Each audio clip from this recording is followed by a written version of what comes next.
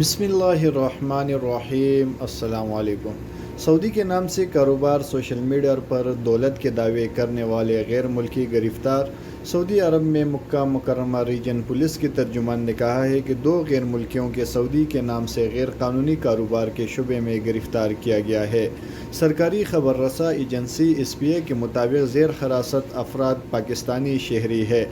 दोनों ने video clip social media पर शेयर किया था जिसमें वो दावे कर रहे हैं कि हमारे पास बहुत दौलत है।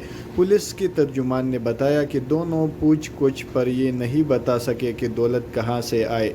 गैर मुल्कियों को सऊदी के नाम से अपने कारोबार के शुबे में हिरासत में लिया गया। इब्तिदाई कानूनी कार्रवाई करके उन्हें पब्लिक प्रोसिक्यूशन के हवाले कर दिया गया है। याद रहे कि मुमलिकत में गैर मुल्कियों की सरमायाकारी के कवायद मुकर्रर है।